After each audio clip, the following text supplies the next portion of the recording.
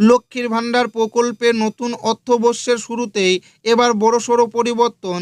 1 April থেকেই চালু হলো লক্ষ্মীর ভাণ্ডার প্রকল্পের নতুন নিয়ম। নবান্নের তরফে আজ বড় ঘোষণা, বদলে গেল টাকা পাওয়ার বেশ কিছু নিয়ম, যুক্ত হলো নতুন 5টি নিয়ম। না জানলে বড় বিপদ। এপ্রিল মাস থেকে ঢুকবে না আর ব্যাঙ্ক অ্যাকাউন্টে টাকা, বন্ধ হয়ে যেতে পারে আপনার 1500 এবং 1700 টাকা। তাই লক্ষ্মীর ভাণ্ডার প্রকল্পের সমস্ত সুবিধাভোগী মা বোনেরা যদি এপ্রিল মাসে টাকা পেতে চান তাহলে অবশ্যই এই নতুন 5টি নিয়মের সম্পর্কে জানুন। তা না হলে এপ্রিল মাস থেকে আপনার ব্যাঙ্ক অ্যাকাউন্টে ঢুকবে না 1500 এবং 1700 টাকা। তাই 1 এপ্রিল থেকে কোন 5টি নিয়ম লাগু হতে চলেছে এবং এপ্রিল মাসের কত তারিখে মা বোনেদের ব্যাঙ্ক অ্যাকাউন্টে লক্ষ্মীর ভাণ্ডার প্রকল্পের 1500 এবং 1700 টাকা দেবে, সেটাও কিন্তু আজকের এই ভিডিওর মাধ্যমে আপনাদেরকে জানাবো এবং আপনাদেরকে প্রমাণ সমেত দেখাবো। তাই ভিডিওটি প্রথম থেকে শেষ পর্যন্ত দেখবেন এবং আপনি কোন জেলা থেকে দেখছেন অবশ্যই কমেন্টে লিখে জানাবেন। লক্ষ্মীর ভাণ্ডারে এপ্রিল থেকে বড় বদল, নবান্নের কড়া নির্দেশে বিপাকে হাজার হাজার মহিলা। পশ্চিমবঙ্গ সরকারের অন্যতম জনপ্রিয় প্রকল্প লক্ষ্মীর ভাণ্ডার নিয়ে বড়সড় আপডেট দিল নবান্ন। 2026 সালের এপ্রিল মাস থেকে এই প্রকল্পের টাকা পাওয়ার ক্ষেত্রে বেশ কিছু কঠোর নিয়ম কার্যকর হতে চলেছে। রাজ্য প্রশাসনের পক্ষ থেকে জানানো হয়েছে, যারা এই নতুন নির্দেশিকা বা শর্তাবলী পালন করবেন না তাদের ব্যাঙ্ক অ্যাকাউন্টে টাকা ঢোকা বন্ধ হয়ে যেতে পারে।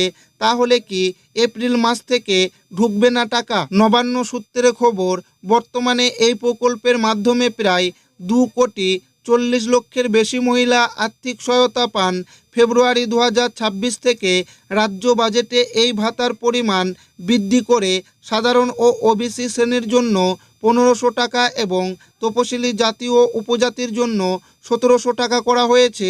তবে এই বর্ধিত সুবিধা নিরবচ্ছিন্নভাবে পেতে গেলে উপভোক্তাদের কয়েকটি বিষয়ে বিশেষ সতর্ক হতে হবে বলে জানাচ্ছেন নবান্ন যে 5টি প্রধান শর্তের কথা জানিয়েছে সেগুলি হলো: আধার সংযোগ বাধ্যতামূলক, ব্যাঙ্ক অ্যাকাউন্টের সঙ্গে আধার কার্ড লিঙ্ক করা না থাকলে এপ্রিল থেকে টাকা পাঠানো সম্ভব হবে না।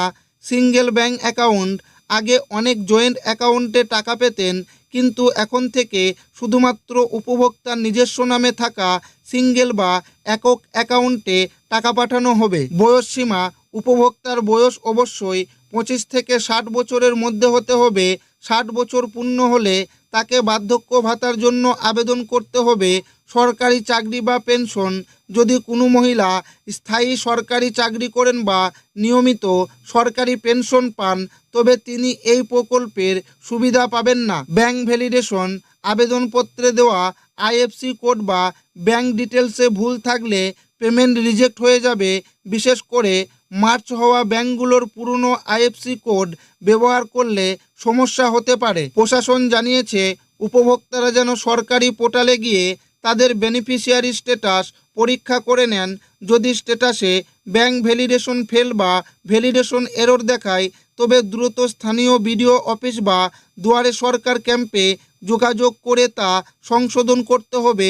এপ্রিলের কিস্তি পাওয়ার আগেই এই সংশোধন প্রক্রিয়া সম্পূর্ণ করার পরামর্শ দিচ্ছে নবান্ন।